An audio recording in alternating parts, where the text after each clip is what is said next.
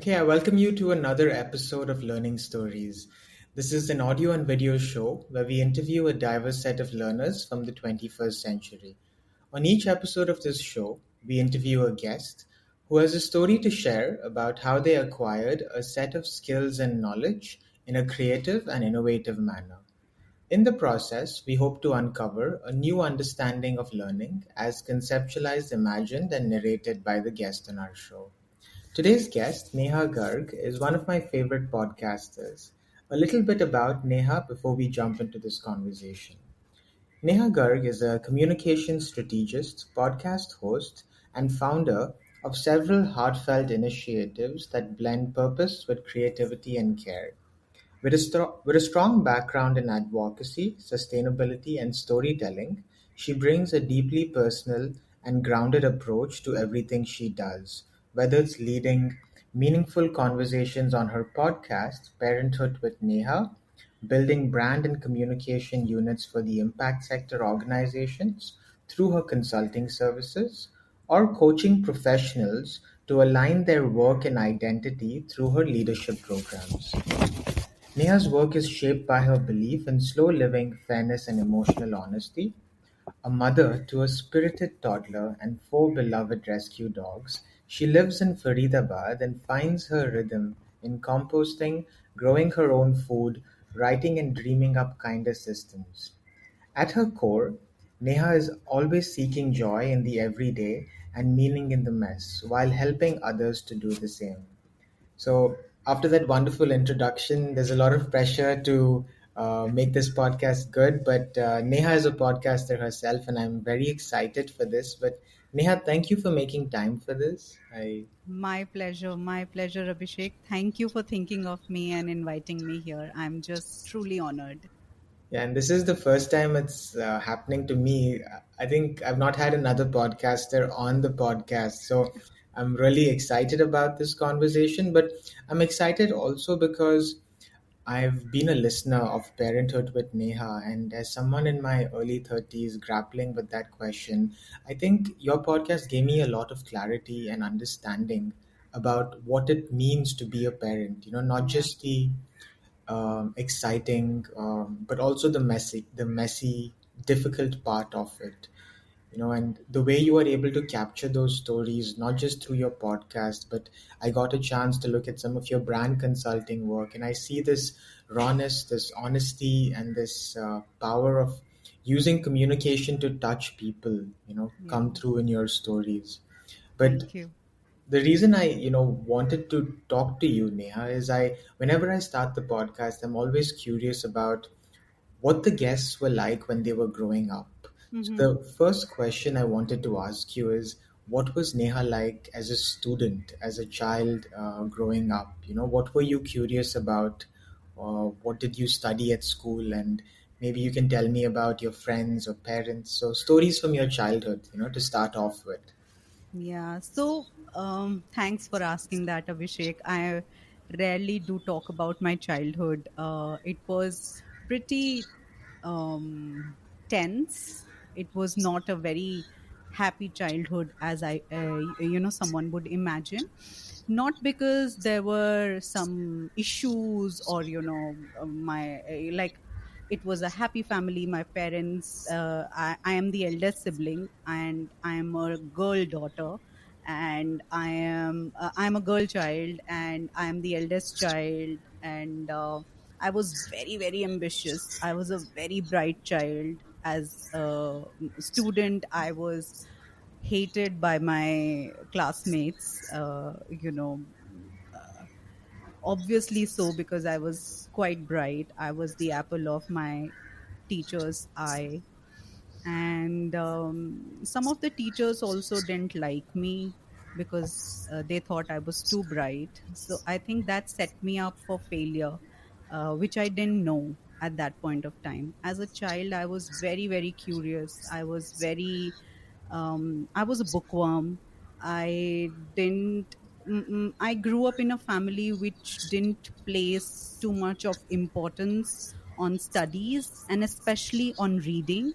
And especially being a girl child, we were expected to be just about get through with our studies and do our homework and do some playtime, take care of younger siblings, take care of the household chores, pretty much the standard middle class upbringing in 90s India. But I think what made my childhood an unhappy place, I didn't realize at that point of time that I was unhappy. But in retrospect, I think I was unhappy as a child. I was very, very dissatisfied because my ambitions were too big for my life at that point of time. I loved to read, and I was not allowed to read by my parents because they thought I have bad eyesight. I have a bad case of myopia. My eye power is really, really high. And I think it is hereditary, it is genetic. But my parents also, like at that point of time, there were these kind of myths that if you study too much, your eyesight will get spoiled. So, we have to preserve your eyesight. Like, you can't go blind. That's going to be the ultimate tragedy. So I was kept away from books, and I found my solace in, reading nutritional labels pretty early on the back of any box that I found, reading shampoo bottles while I was in the bathroom and spending, instead of the 10 minutes that it usually took to take a bath, I would spend about 20-25 minutes, 10-15 of which would be reading the labels of detergent powders and Dettol bottles. And so I was really, really curious. Give me a piece of paper and I would read it back and front. I was that kind of a child. I remember once I was going through some stuff, and I have a huge family. We used to live in a joint family, and I found some stack of books which belonged to my aunt, my bua. And she was married, and I found her books, and I realized they were biology books, and they were too grown up for my standard, I would say. I was really young, but I was so deprived of a reading material, of available books, that I read it cover to cover. I didn't understand any of it, I'm sure, but just the feeling of to be able to grasp those words, make out the meaning, literal meaning of that. And in that to that effect, I ended up reading a lot of mythological books as well, because my grandfather was a really religious man. He didn't impose his thoughts on us as his grandkids, but he had a lot of reading material, a lot of Gorakhpur Gita Press stuff. And I would read all of those things cover to cover, just to satiate my curiosity for reading. So yeah, that pretty much was my childhood. I used to love school. I used to really, really love giving exams, contrary to what a lot of other people think and believe, and feel about schools and exams. I used to love them because I thought that was one place where I could kind of prove my mettle. And I was not even a very studious person in that sense. Like, I was not always neck deep into my studies, so to say, but I was very sharp. I was very bright. I used to read once. I used to study something. I used to really understand it, and I used to remember those things. And then when it came the time, so surprise tests in schools were my one of my favorite things, because I was like, oh my god, yes, I know this, that kind of a feeling. I was quite competitive as well. I was very competitive, and I used to like being on top. I used to more or less, I used to be a topper in my school. I used to be I used to be very good in extracurriculars as well. I was like if you I was a textbook student.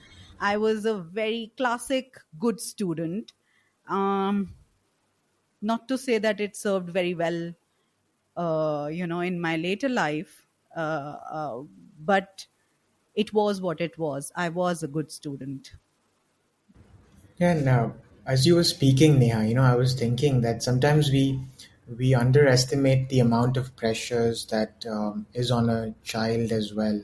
And Yeah. as a parent and as a student in the past yourself, when you were speaking, I'm thinking even the student that's doing really well at school, they have their own insecurities, their own worries and fears, and at the end of the day, all children need love and care and that nurturing. But I'm so intrigued by how curious you were about the world and how hungry for knowledge you were, and that was like a general sort of drive, and so much so that when the books were in there, you would turn to labels or whatever. That's quite rare. I've not seen people that naturally gravitate towards reading so much. But in terms of your life as a reader, Neha, I know it's such an important part of your identity as an adult. So if you go back to the first books you read, how did that love for books come up? Was there, can you tell me about the first books you remember reading? And was it like comics and then chapter books, or what was your journey, early journey as a reader like? I very recently remembered something. I didn't remember it for the very large part of my adulthood. And I recently remembered that I was always drawn to books. That much I know. But in my head, books were always thick books. When I'm in most of my adulthood, that's what I thought of books as. But I remembered recently that in during summer vacations, my family, my because I used to live in a joint family, someone or the other from my family used to feed my love for reading Mm. by getting me books in my summer vacations.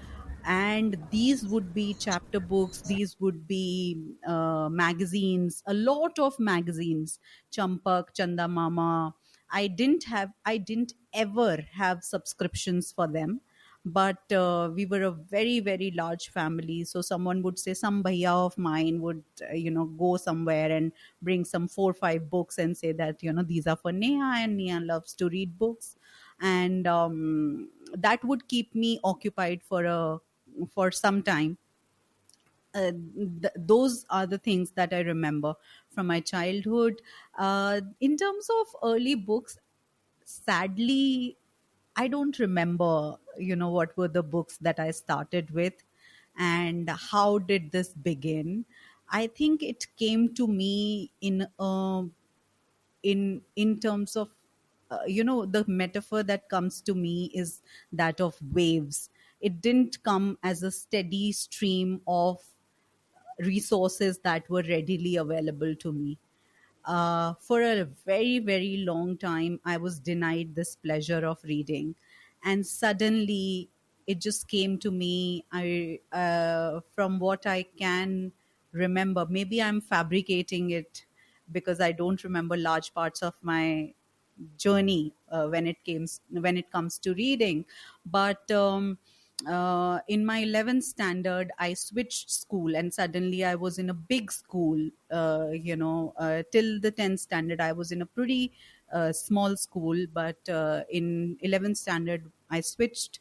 And suddenly we had access to this big huge library. I remember spending a lot of my time in the library. We I don't think we were allowed to spend time outside of the designated hours inside the library. So but the whatever time I could get in the library, I would just maximize that. I remember going through the shelves and uh, just hungrily lapping up whatever was available. And interestingly, it was not just restricted to non-study books. it was also the textbooks, the reference books, and I suddenly had access to so much that I just was like, oh my god, let me just take whatever I can, and just that was the beginning, I would say, of this love, uh, which no realization of this love.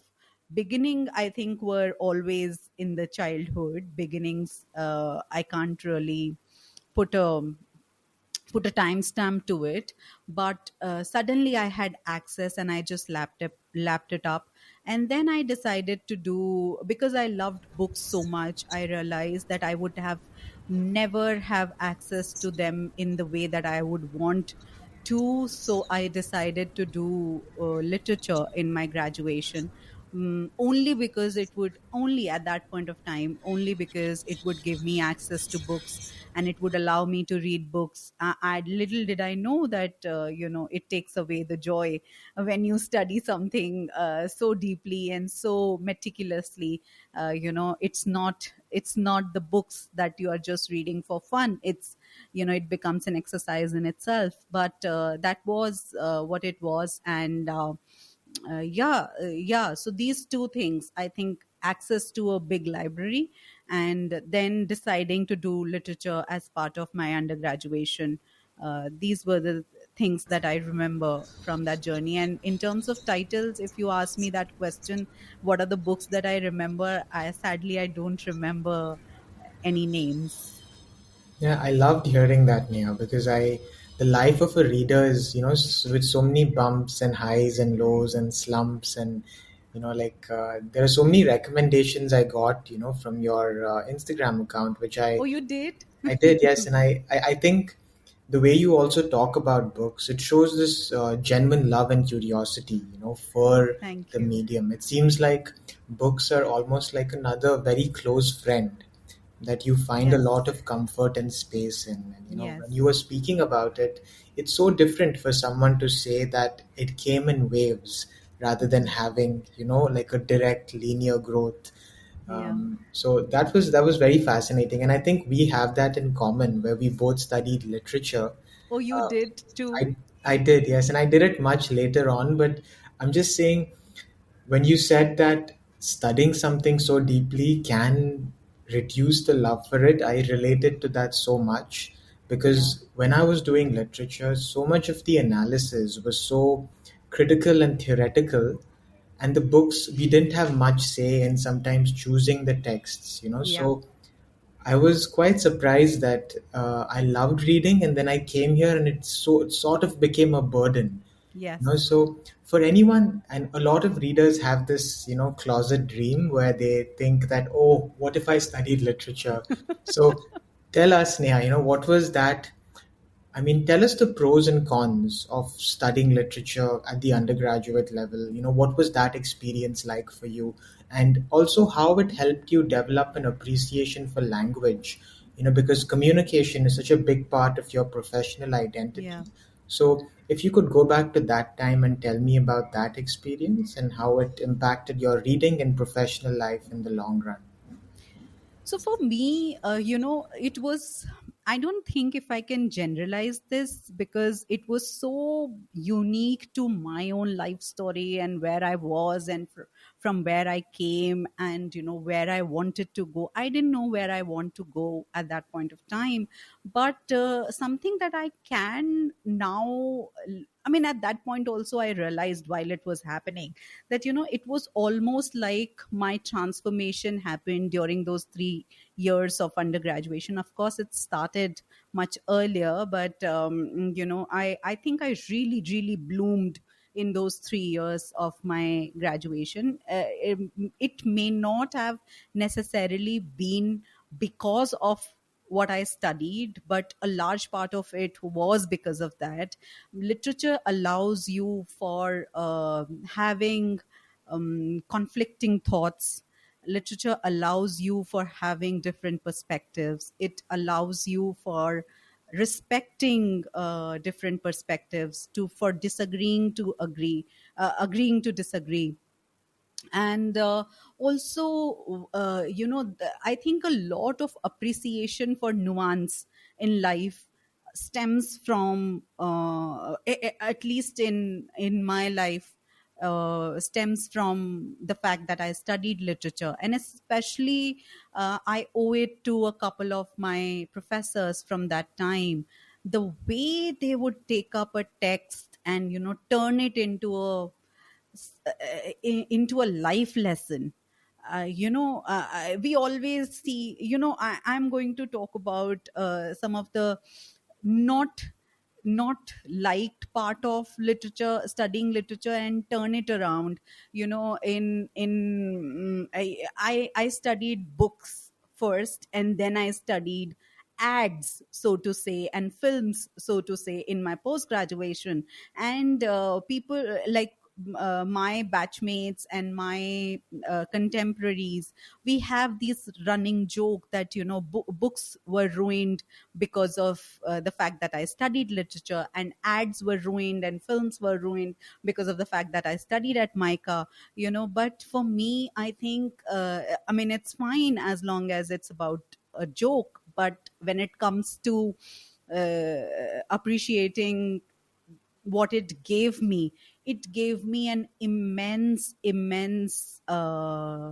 clarity about how to approach something, about holding different opinions and not judging someone based on that, and appreciating the fact that we can have nuanced outlooks in life.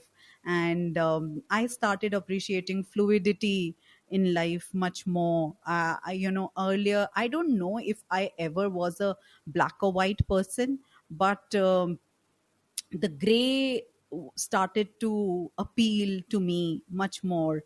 Nothing was purely good or purely bad. No person was ever completely right or completely wrong.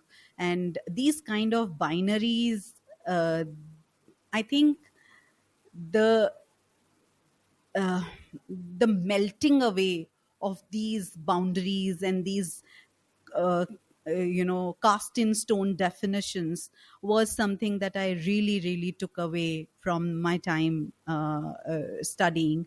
And in terms of expression, yes, and I have to tell you something. I English is not my first language.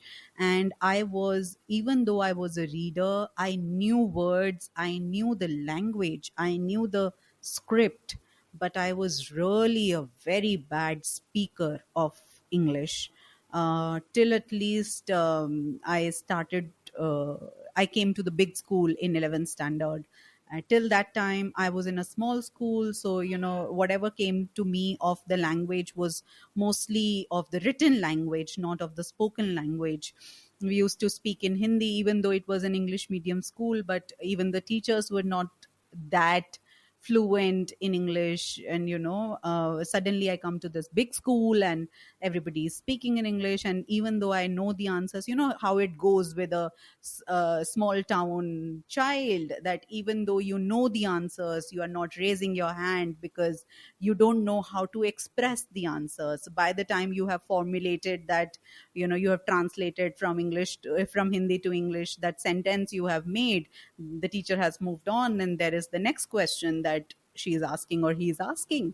So I think I really, really bloomed in terms of learning to speak the language. I worked on myself. I also, my confidence took a hit, in terms of, I was always a very underconfident kid. Even though I was a very bright kid, I was an underconfident kid only because I didn't know how to be in the diverse spaces that I had come to be at only by an accident. I didn't know how to conduct myself. I didn't know how to speak the language of the masses, which was English. I didn't know how to pronounce certain words, and I didn't know, things like, I don't remember if I did that, but I would have done things like, I wouldn't know the difference between the O sound and the A sound, and I would have maybe pronounced some words wrong, then I was rebuked and I was made fun of because of all that. And I think my confidence really took a hit. And that's why probably I liked exams also, because in exams there was no speaking of the language, there was only expression, written expression, and I was really good at that. So that happened for me. So I think what my college and my school, later part of my school, did for my confidence was really something, both in terms of giving me the avenue to express myself in terms of English language, and also kind of widening and broadening my horizon when it comes to perspectives and opinions and ways of being and ways of thinking, all of that. I don't know if I answered your question. No, you did. You went above and beyond, Neha. And in Thank terms you. of and like right after your literature degree, Neha, like were you, because sometimes it can be a little vague in terms of what your professional choices were, and I struggled with that a lot after my literature degree. Is do I want to maybe pursue journalism, pursue advertising, pursue a career in writing, or continue doing a master's? So what was going on in your mind, like when you were coming to the end of that degree? Like, did you know what career you wanted to go down, and what did you decide to do eventually? Oh, I'm glad you asked me that question, because for me it was very different. I knew before I studied literature that I what I wanted to do in my post graduation, and that was kind of the moot point between my father and I when I decided to go in for literature. So like I knew I would go do an MBA before I went into literature. So my father, because I took commerce in my 11th and 12th standard, so the standard expectation of my parents was that I would do a BCom honors, and then I would do a CA, and then I would get into the family business, and things like that. That was the kind of envisioned path for me by my parents. But while I was in school, I happened to get to know by accident that for doing an MBA, you don't, even though MBA is a business course, you don't need a commerce degree as a prerequisite. You just need to be a graduate. And that came to me as a lifeline. I thought, okay, CA, like CA is too bookish for me. I don't want to do CA. I want to do an MBA. So that's fine.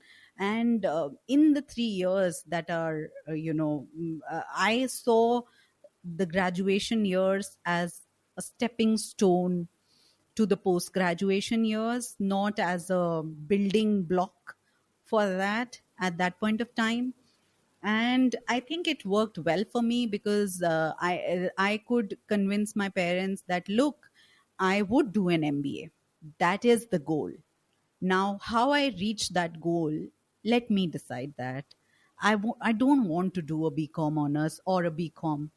I want to study literature. So that's how I convinced my parents, and thankfully they got convinced, and I got to study literature. One thing also, it was, as I told you, that I come from a very orthodox family. I didn't know whether I would be given a chance to do the post graduation, because in my families, girls used to do post graduation only as something to do while they wait to find a partner. So while they wait to get married, there is nothing else to do, so let's just enroll ourselves in college and do a post graduation degree. I didn't want my post graduation to be a waiting game, and I wanted to ensure that I did that. So what I did, I think it was pretty smart for that time. I asked my parents to enroll myself in a preparatory course for the CAT exam, because money was short, while I was growing up. My parents were not what you would term particularly rich. They were very, very, very middle class, very, very hand to mouth kind of family. And so I remember that it was 30,000 worth of course, and my plan or my game plan was that if they make 30,000 worth of investment in a preparatory course for the entrance exam for a post graduation course, they won't stop me from taking that exam, because my fear was that what if they find me a boy before I can even take that exam. So I so yeah, I my thing was, in my head I was playing the long game, that okay, invest 30,000, prepare for the exam, take the exam, and get admission in a post graduation program. So I was securing those 2 years of post graduation, and I was playing for that, and somehow it worked, and my dad agreed to have me enroll in a preparatory program. And I think that was also a really, really good time in terms of learning. Even though you don't learn anything fundamentally new, I think it just makes you confident in a completely new light. I knew that I'm preparing for something big. And yeah, I took cat. And at that point of time, so when it you asked me, did I know which route I wanted to take for my career, I knew I wanted to do an MBA, but what kind of an MBA I didn't know. And I didn't think too much about it at that point of time. And looking back, I can say that Micah was the best choice for me in terms of my personality, my talents, if at all I have any, and the kind of person I am, the kind of career I chose, and it all fits very well. But the time that I was going through that journey, I didn't know anything about Micah. I am kind of ashamed to admit that I didn't know of Micah as a college. Me and my best friend at that point of time, we were preparing for our entrance exam together, and she had her eyes set on Micah. And I asked her, what is this college? And she showed me the brochure and she showed me everything. And I was like, it's such a niche course. And why do you want to do this course? And it looks fine. It looks okay if you get into it. But why would you want to get into it? Like, why would you not want to do something more, which is more kind of broad? And my inclination was to either go to, I remember I really wanted to go to IIM Lucknow, or I wanted to go to IIM Kozhikode, or MDI in Gurgaon. These were I don't know the reasons now, I don't remember the reasons now, but these were the three colleges that I wanted to get into. And this friend of mine, she had her eyes set on only one college, that was Micah. And because we were preparing together, we ended up filling the same forms, and I filled the form for Micah only because Sakshi, my friend, was filling it. And it so happened that she got the college of my choice, which was MDI, and I got the college of her choice, which was Micah. So Micah happened totally by accident, by a turn of fate, not by planning. But yes, post graduation in management is something that I wanted to do. That was decided well in advance, even before I went in for my undergraduation. Very, very interesting. Yeah. And like in Micah, what are the possible career paths for someone that pursues that? Because I'm thinking about like if there's a student that's Yeah. interested in communications or branding or Yes. media, like just to give them a glimpse of what are the possible courses? I mean, what are the courses you learn in that sort of setup, and what Yes. are the possible career pathways for someone that goes down that line? Okay, so my knowledge might be a little dated, Abhishek. I graduated from Micah, I think approximately 15 years back now, but I don't know what is happening these days, and I should have been better prepared for this. But in my time, and I think the basic structure remains the same. There are about 3 4 majors that you can do in Micah. One is media management, which is what I did. One is brand management, which is the largest chunk. Another is advertising management, and then there is media research or consumer research. If not media research, it's one is the research based, one is advertising based, one is media based, and one is brand based. Largely the course remains the same Hmm. for everybody who's doing it. 5 6 credit courses here and there make the complete difference in terms of what you happen to be majoring in. And I always believed, even while I was at Micah, I believed in building a portfolio, not a major in that sense. I just picked and chose courses which I liked, not because they were fitting in a certain kind of major. So I never intended to do a media management major.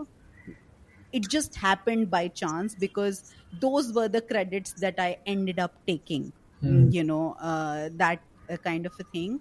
And in terms of career paths, I think there are very very interesting courses. Before I get into the career path, I must talk about the courses that we have back at Micah. They are very interesting courses. They're about consumer choices and human psychology and semiotics and film studies and how a product is made, how it is marketed, how it is branded. And it's like a complete life cycle of a product, of a brand more so.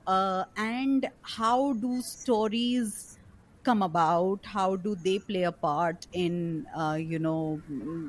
furthering a narrative, or things like that. So there is a lot of takeaway from the course if you are thinking not just from the career perspective. Hmm. And that was my journey at Micah, because when it came to the career path, I think I was not the best example. I was not placed, I was not the first ones to be placed during the summer placement process.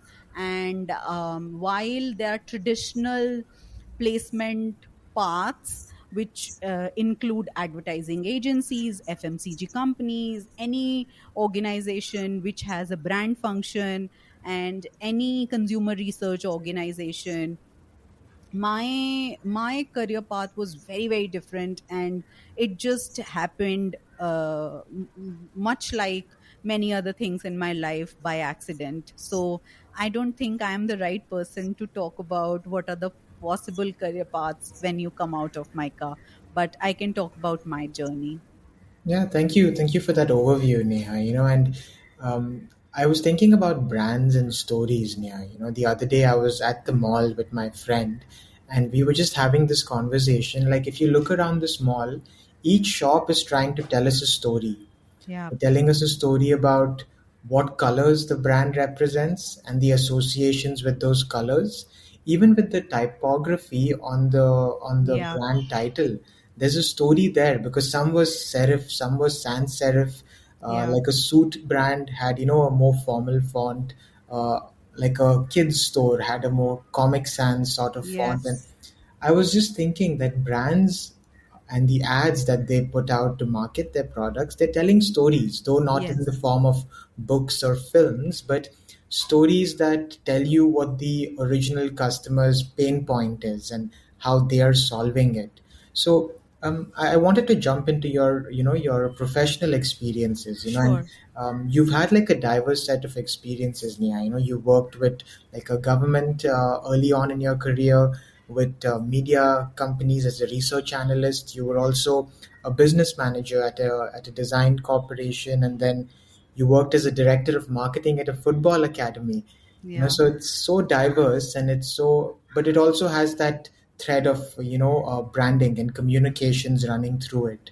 So if you could tell me about, like briefly about your these years of experiences leading up to you finding your consultancy, like your how has your thinking evolved about branding over this 7 to 8 year period or even more. Sure. Actually, I don't know if I started to think about my career in that sense, but yes, in terms of what I thought of brands and storytelling has always remained anchored in the thought that it has to be authentic, and that's how uh, my entry into any space has been, and that's how my exit from any space has been. Like, to start with, when I went into the government job, it was at the government of Gujarat, and at that point of time, it was for the very first time that a government department had come to take students for from campus placement. And it was a very interesting profile, and just because it sounded something different and sounded nice, I decided to take it up. And in there, we were doing, within that also, we were a diverse group of people. We were, I think, about seven students, 6 7 batchmates, who were selected for that particular role. And then we got divided up, and we had our own responsibilities. Some of us got assigned print advertisements, some of us got assigned films, and I think a colleague and I got assigned the department's website, the whole digital presence, and the newsletter. I think that was not in terms of what I did, but in terms of who my boss was. He was he was, what do you call it?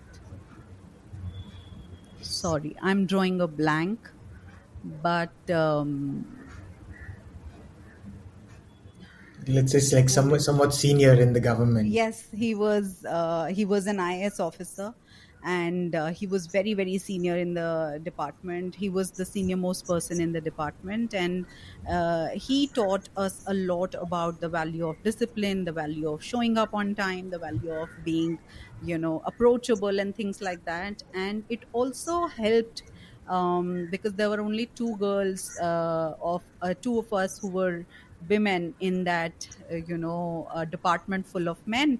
And it was very funny, and also quite humbling to see how people would not look at us while they would talk, they would not make eye contact and things like that. So I think that job of mine was a very big learning experience. It was an 11th month contract, and I did decide not to renew the contract, because I realized something, that while you get into something big like a government job, you have big dreams. You think that, oh, hum duniya badal denge, and I can change the system. But then you realize that you have to stay within the system and work at it, and sometimes do things which may not go well with your conscience, and do things against your standards or ethics, or things like that. So I was very uncomfortable with all of that, and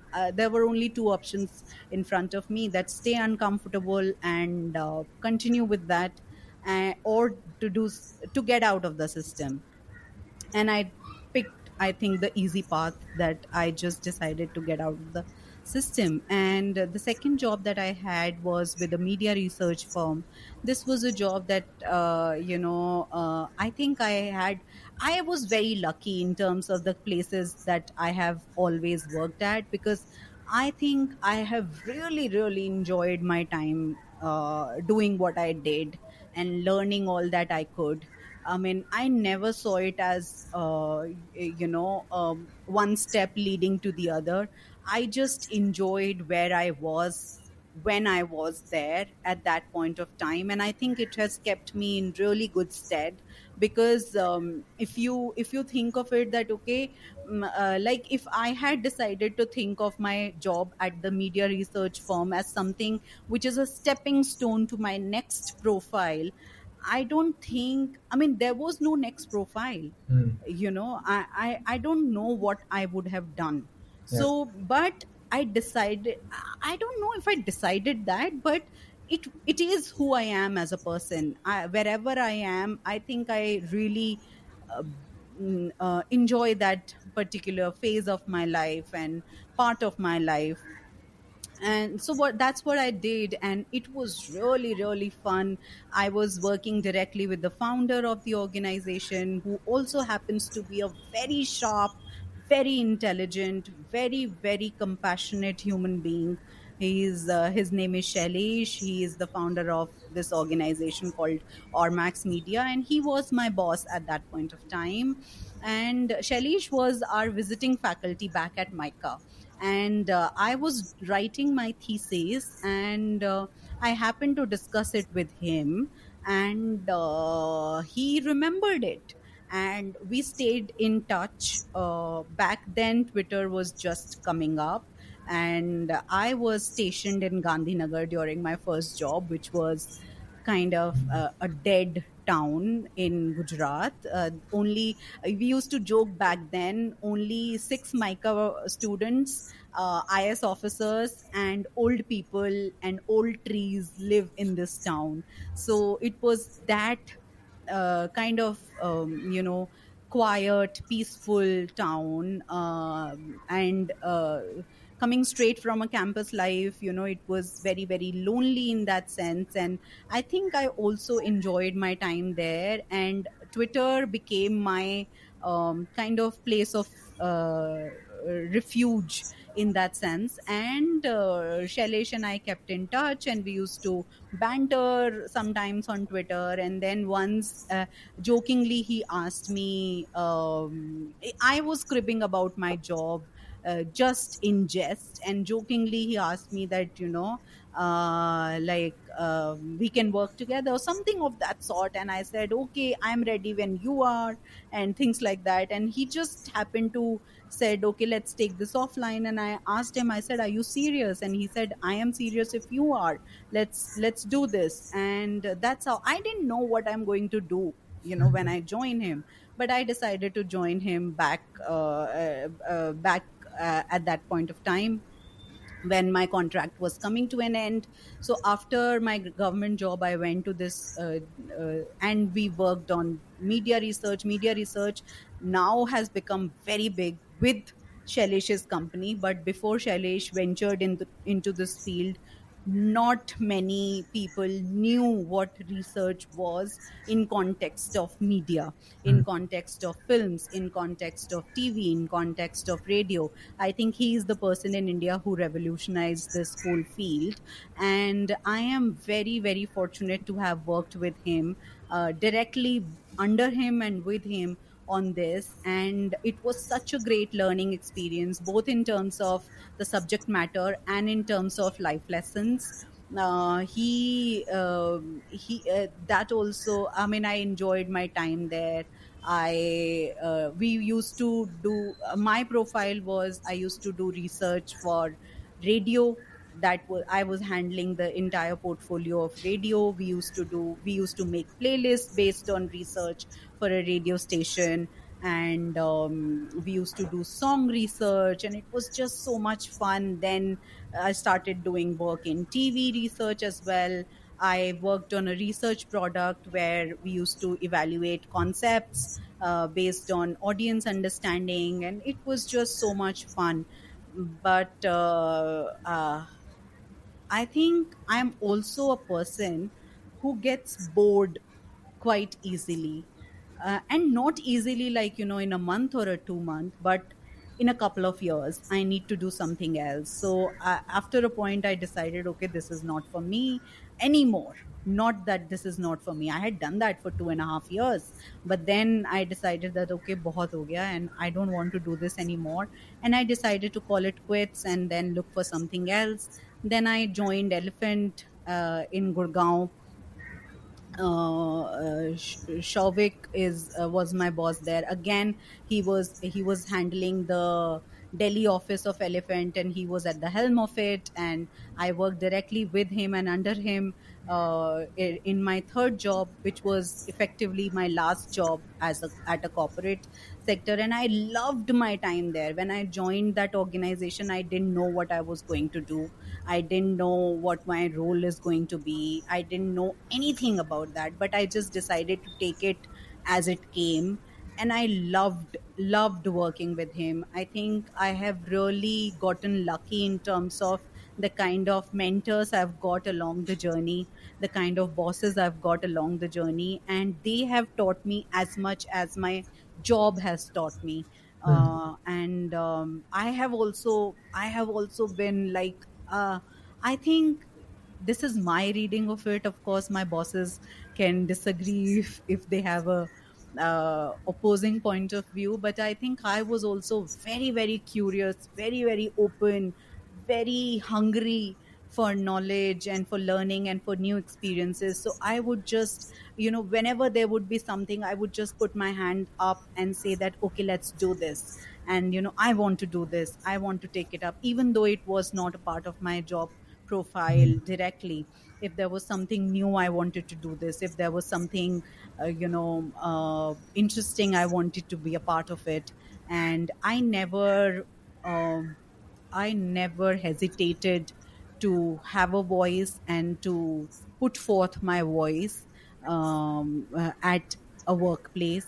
So I don't remember what the question was and what were we discussing. And No, I am you. so sorry. I am going all over the No, place. this is perfect, yeah, because I think it is such a long period of your professional life, right? And you actually did a really good job, telling me how you moved from one job to the other and the reasons. So the question was about your professional experiences over this 7 to 10 year period.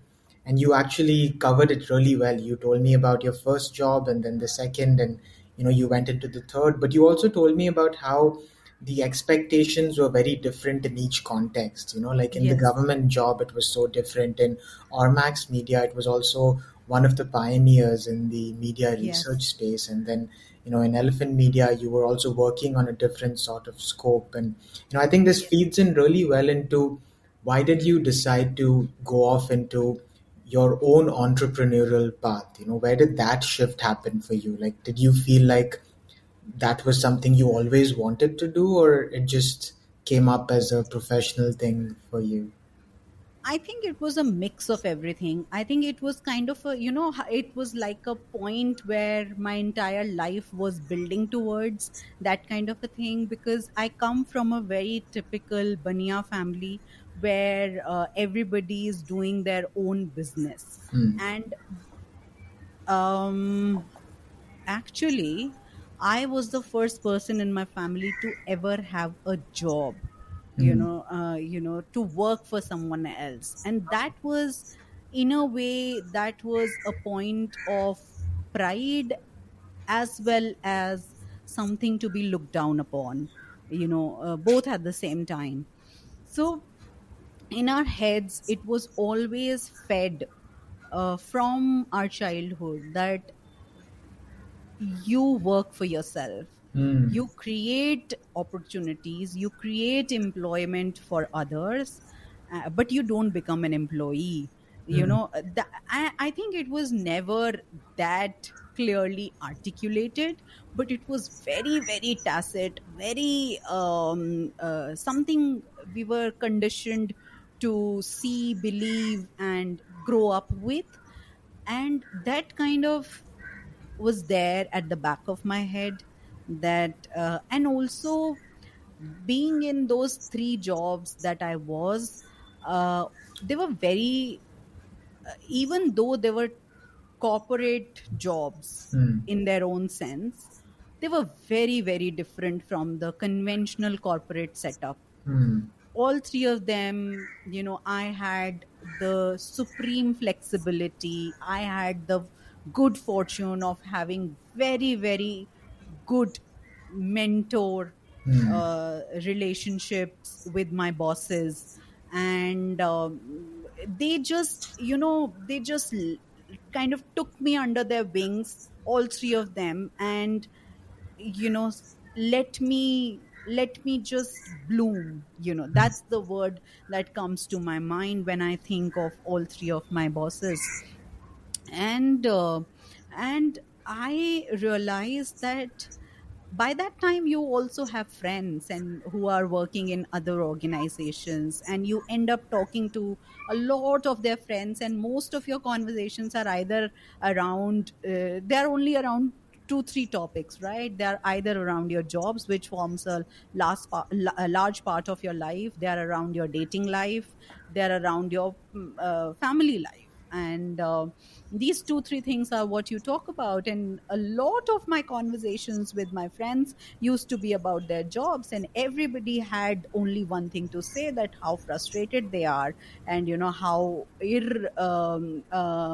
how dissatisfied they are, how. And I would say that I am happy in my job. So and I realized that I was the outlier. Hmm. This was not a typical experience that people have in their jobs. So that kind of put me in that mind frame, that okay, conventional corporate setup doesn't allow for this kind of flexibility, this kind of openness, this kind of curiosity, to thrive. Yeah. So kind of that foundation was being set for Hmm. me to pursue my own path. But how did it come about was also something very interesting. I had just gotten fed up of my third job, and this is not to say that the job was bad. It's just my personality, that I told you that I get bored of things, and I had done that for again 2.5 3 years, and I was like, okay, now I'm done, and I just need to move on. And when I broke this news to my boss, he was shocked, because he said that you're doing so well, and why do you want to leave, and are you unhappy, and this. Nothing of that sort. I love doing my work, but I'm just bored. I just want to do something else. And my boss is like, what will you do? I said, I don't know what will I do. And I didn't have any plan. I just quit without a plan. Hmm. And what I wanted to do at that point of time was, I wanted to work in impact sector. I didn't know what I'd do there. I didn't know how I would get there, but I wanted to work there. So I said that, okay, I don't know what's the next step, but the next step is not to stay here. Hmm. That's the next step. So that's how I quit my job, and that's how slowly I started figuring things out, and took a lot of time off on personal front, and figuring things out. And at that time I didn't have any responsibilities. I was single. I was staying with my parents. There was no rent to pay. There was no groceries to buy. Everything that I mean, of course, in addition to saving up for your life ahead and to build a bank balance, everything that I was earning was kind of a bonus pocket money. It Yeah. was not a necessity. So earning was not a necessity at that point of time. So I think I was not operating from a place of want or need. Sorry, I was not operating from a place of need. I was operating from a place of want. And at that point of time I didn't need to continue working to, because that job was not serving me anymore. So Hmm. I just decided to call it quits. And like, even because it is quite scary, right? And you had to go off on your own, when you are in the corporate sector. It takes a lot of bravery and courage to carve out your own path. And I feel like some of that inherent entrepreneurial spirit, that set in you from a young age maybe gave you the courage, because the corporate jobs sometimes, I've as someone that's worked in it briefly, I've noticed, because you're so lower down the ladder, it can feel a little detached from the actual impact. So you don't get to Yes. see the impact of your work, which over time can build up, in terms of where you are at life, the autonomy you want, and how that can like build up, and like in terms of your, like in addition to your branding, right? Yeah, and this is where I wanted to sort of throw light on the perspective that careers may look linear, but there's so many other factors that have to be considered, like your Yeah. personal life, right? And how that changes and how that can influence your career decisions as well. So I'm just curious about, as you were starting your own organization, it's been like since 2017, about 8 to 9 years now, Neha. Yes. So it's such a long time. So you've been doing this for, a considerable amount of time. But two other projects that you are really passionate about is your podcast and your book club. So if you could tell me about the podcast, but also, maybe throw some light on your journey as a parent and what being a parent has taught you about being a human. This is sort of the other side of being on the Parenthood with Neha podcast. So I think, Yeah, it's like suddenly parenthood with Abhishek. I'm like, oh my God. and I have no experience, so I am clueless. So I'm just, listening to like a expert So I on can this. say anything and get away with it. Probably yes, and I wouldn't be able to say if it's right or wrong, But I think, yeah, like tell me about, like, not just the podcast, because I feel like when I was listening, I've listened to like 3 or 4 episodes, Neha, and Hmm. I realized that each parent is so unique. And I think I Yeah. realized that after listening to your podcast, there's no perfect way to parent. And Yes. I think every parent is an expert on their child because they are the only ones that know the tiny details of what has happened over time. I'm Yes. saying this as someone that doesn't have any responsibilities. So tell me, what was it like to, be a parent, and why the podcast over time? Okay, so before I get into how it has been being a parent, let me just tell you something that I was telling my husband a couple of days back. I was like, before he was born, how the hell did we have the courage to say that we are busy? How the hell did we say that? We were not busy. What were we busy with?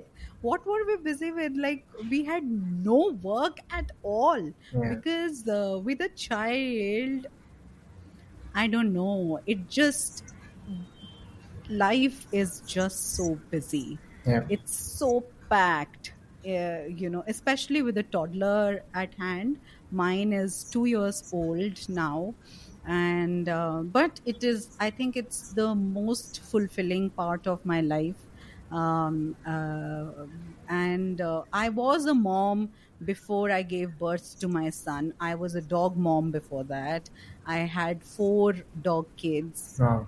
And for a very long time I thought that was my life. I didn't want to bring a human child into the equation. But then things changed and my mind changed, and we decided to have a human child, and he came. And I think what it has been like, it has just been so fulfilling. That's what I can say. It has just been so damn exhausting. I don't think I, even when I get a chance to rest, I don't think I'm ever fully resting. So it's very, very exhausting. It's, what helped us was that we were very prepared. Hmm. We didn't get into it because it was time for us to become parents. We didn't get into it because my parents or his parents were pressurizing us to become parents. We didn't get into it because we had nothing else to do, so let's become parents, things like that. It was a very well thought out decision. And I think we were ready to take that kind of, we'd had mm, many number of years together as a couple to figure out what we were like with each other. We had yeah, so we were quite prepared, and we are both very very logical people. We are both, my husband and I both, we are very logical, we are very level headed, we are very very strong headed, and we are very intellectual parents, I would say. And that may not necessarily be a good thing, because we tend to scientify, I don't know if that's even a word, a lot of things. Like, it has to make sense for it to be followed for us. So we read up a lot. We, even with little things that we did with our son, we read up about it, we researched, we argued, we kind of had a discourse. We everybody, both of us in that equation, like we had to come up with our own pros and cons and convince the other person that why, if I am choosing something for him, I think it's the right choice. So not any decision, I would say, when it came to parenting was made lightly, as far, and is made lightly, I would say. So that's how it has been. I think it's testing our metal. It's testing our I think my whole life has been leading up to this moment, kind of a feeling that I get. It's very, it's beautiful. It's a beautiful beautiful phase of life, but it's also not easy. It's not, sometimes it's not pleasant. Sometimes it's a lot of work, not just in terms of the physical work. It's a lot of mental work, it's a lot of emotional work.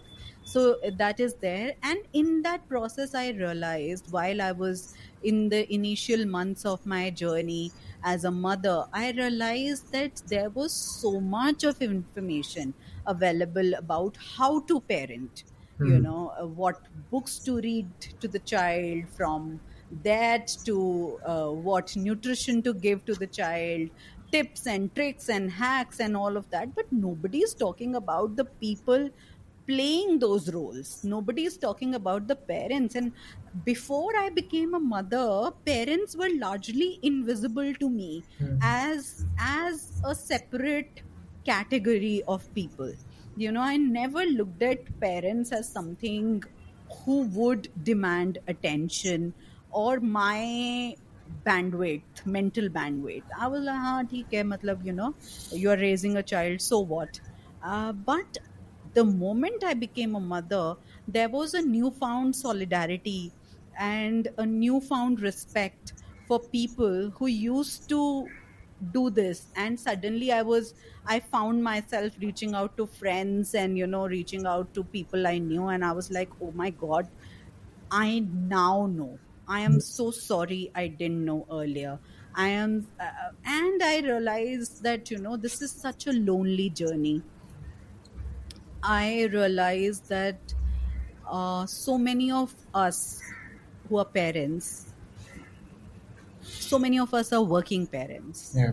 and in the office you just see them as any other employee. You don't see them as parents, and there is no space for them to be visible as parents, because like, nobody, there is so much going on before you come to office. Like, maybe you have fought 100 battles to get there. Your child is woken up with a fever, your child has woken up on the wrong side of the bed, you have had a sleepless night, the nanny is not showing up, the daycare is shut, and things like that. Vaccination is due, baby has a fever because of vaccination. So many things you are fighting before you reach work. And then at work you are operating as a robot with no space to show those emotions, no space for for that side of your personality or that side of your life to be visible. Yeah. And appreciate तो कैसे ही करेंगे, मतलब जब दिखता ही नहीं है वो चीज. And I as a non parent, have no idea what is going on in somebody's So life. true. So where do the parents go? Yeah. Like, how do the parents cope? That was my own quest, and I found no answers. I Mm. found, and I turned to online resources. The only resources available were either very extreme things, either tips or tricks, or my therapist. Mm. I wanted something in the middle. I wanted something, and I wanted, purely out of selfish reasons, selfish motive being that I wanted to hear how other parents did it. Mm. I wanted to know what's their story. And I can't just go running around and saying that, hey, Abhishek, tell me about your parenting journey. And, I want to know. So Yeah. I said, okay, why not make a podcast out of it? So, and in that sense, I'm also building a resource for some other parents who might be struggling like I was. True. And, and of course, at the primary level, I'm getting to hear the stories. So that's where the podcast was born. Yeah, and for the listeners tuning in, I will be linking Neha's podcast in the show notes. It's one of the most wonderful resources on parenting. I think the additional benefits it's focused on an Indian context, what it's like to be a parent in modern India, and I think what's really great about Neha as a host is she speaks from experience, but she also allows the stories of the other parents to come through and their own narratives to come through. So even though I'm not a parent, I feel like listening to the podcast has given me so much joy and delight. It's also helped me process and come to terms with my relationship with my parents, and I think I didn't completely understand the nuance and the effort that goes into being a parent on a day-to-day basis. And I think you truly understand that when you become a parent yourself. But for someone that doesn't have that experience, I think your podcast sort of gave me a glimpse of that, Neha. So I know as podcasters there can seem like there's a selfish reason we do this, because there's a joy in the conversation, and Yeah. a lot of people think, why do you keep doing this? It's so much work and effort. But I think it's about connecting with other people about things you deeply feel about, Yeah. deeply connect to. And I think that's the true joy in podcasting. And thank you for your podcast, Neha. It's not only for parents, but also for people like me, like, that are curious about the topic, that are coming to terms with our values about if we want to be a parent, if we don't want Yeah. to be a parent. There's a whole audience there that's also curious about that. And I think in popular media we only get the narratives that are the extremes, as you said, Yes. like the the difficult part of being a parent, the extremely happy part of being a parent. But I think in your podcast, it's more the day to day. What Yeah. is, that like? So I'll leave that conversation for the listeners. Please tune into Parenthood with Neha. It's available on YouTube and all most podcasting platforms too.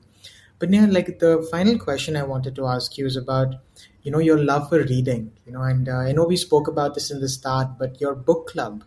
I've joined a couple of book clubs here in Mumbai, and joining a book club has just enhanced my reading experience so much. Because earlier reading was just about reading and thinking about my own associations. But recently I went to a book club and there were things that people said that I was like, I never thought about that. Why didn't I think about that? I wanted Yeah. to have that realization. How did you? And it's also such a nice way to look at different ways of reading as well. So Yeah. tell me more about your book club and how has it helped you as a reader in general? Okay, so I have two book clubs. I have an online book club and I have an offline book club. The offline book club is a very, very recent one that was born out of my need to find like-minded people and to have real conversations, because most of my conversations that are stimulating for me happen either in my house with my partner, or they happen online with either my clients or my podcast guests or my online book club. So I was starved for a space where I could interact with like-minded people, have intellectual conversations with them at in real time, physically. So that's how this offline book club was born. And we've had one meet, we have read two books together, we are due to have a second meet, and mostly there are women in the book club, mostly yeah, all of them are women. And it's a great space in that sense. And it's like just any book club, so I would not like to talk much about that. But what I would like to talk about is my online book club. I think that's what is a real joy in my life, because it's a very different kind of book club, if I might say so myself. It's not a book club in the most traditional sense. It is a book reading club. We read books together. So every Thursday we meet on Zoom, and we one person reads aloud. We have pre-chosen a book that we are reading at any particular time period of time, and one person reads aloud. The others just follow along, either whether they have a book with them or not have a book with them. Regardless of that, they just follow along. And it's an hour long session, and we read for about 50 minutes together, and in the last 10 minutes we just share our thoughts, what happened, what we how we felt, and all of that, and how we are doing, and all of that, like, little chit chat. It may be related to the book, it may not be related to the book, but most importantly, we read together. And what I have come to realize, two three very interesting thing that that book club has done for me.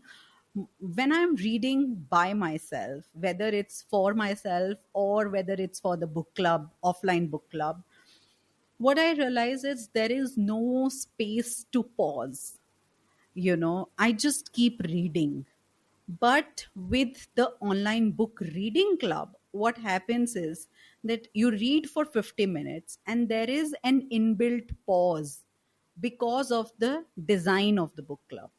That you will pause and then you will come back to that book next week. For 1 week, you are not touching the book at all. I mean, you're not obligated to.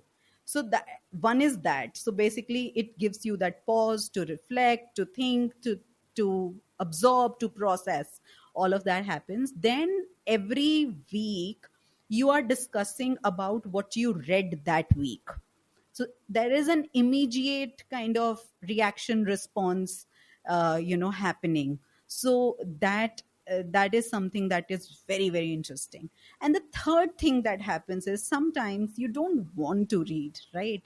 But just because you are this is kind of inbuilt in your schedule. Like now I know that Thursdays are book club days, so it's like it's inbuilt. So even though I can't find time in my routine to read. If I can't find, it's very difficult for me as Neha to say that I can't find time because I live for reading. But if I can't find time for reading, I know that come Thursday 8:30 p.m. I will log in and I will read. That's another thing. And I think very, very recently, what I have realized, a new thing about this book club, what it has given me, the joy of this club has been reading difficult books. There are some books which are so, they can be anything. They can be something that you don't want to get through. They are very difficult. They evoke such emotions that are difficult to process. Like currently, we are reading Ocean Wong's On Earth, We Are Briefly Gorgeous. It's a gorgeous book. It's a beautiful book, but it also is a very, very difficult read. It's not an easy read. It's so poetic. It's so dense. Um, it's so emotional. It's so loaded. I don't know I don't think I would have been able to read it on my own. I would have I would have given up because it's just so damn heavy, but it's so beautiful. Like, you don't want to deprive yourself of that experience of reading this beautiful book. How do you read it? And I think the only way, and this book club has been a blessing in disguise in that sense, because the only way I could have read something so beautiful and so dense was only through reading with people. If And some days you just don't feel like reading it, you just feel like, someone else. And most of our readers are just so beautiful orators. They just, open the book and they start reading, and it's like, being soothed by a voice. It's just a beautiful experience, unlike anything I have ever experienced.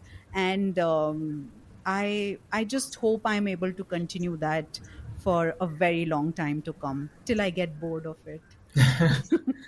No, that's such a really nice way to put it, Nia. The community aspect of reading, I think, is one of the joys of really reading is to meet like-minded people. And I think in many metros in India now, with reading communities, with silent reading groups, I think Yes. people are moving more from being a solitary reader to, building a community around it. And I think it really does enhance your experience, but also exposes you to difficult thoughts. There may be books you can't read on your own, as you said, but with someone's prodding, maybe someone saw something that'll be the right amount of motivation to pull through. So Yeah. really beautifully put, Nia. I feel like I can talk to you for hours and hours, and I think Thank one you. and a half hour is just not enough time to talk about the varied experiences, because I think there should be a podcast on each particular part. Your Oh life as a God, no, reader. no, you are just flattering me. Thank you. No, I genuinely believe this, and I feel like the flow of the podcast was also very natural because it seemed like there's so much you had to share about these particular parts. So thank you for your podcast, Neha, and your work as a brand strategist is someone that people can learn about through the internet professionally, reach out to you as well. So in the show notes for the listeners tuning in, I will be including links to all of Neha's profiles on the internet, and you can reach out to her on these different platforms. But to start off, I'd highly recommend Parenthood with Neha. It's one of my favorite podcasts. And for the listeners tuning in, until next time, Neha, thank you so much. Thank you. Thank you, Abhishek. Thank you for doing this. Lovely. Thank you. Thank you. And yeah, until next time, keep learning. Thank you.